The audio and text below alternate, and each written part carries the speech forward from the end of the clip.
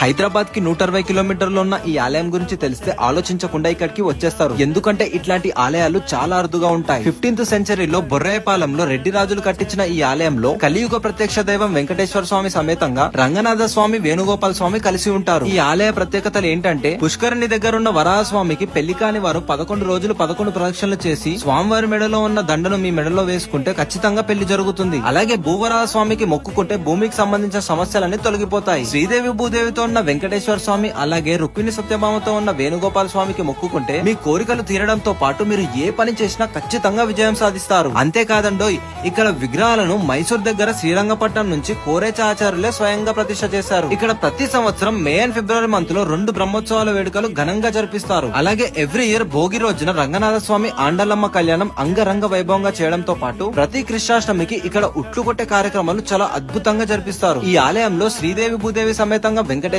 స్వామి, ఆండాలమ్మవారి సమేతంగా రంగనాథ స్వామి, సత్యభామ రుక్మిణి సమేతంగా వేణుగోపాల స్వామితో పాటు వరాహ స్వామి 12 అల్వార్లు దర్శనమిస్తారు.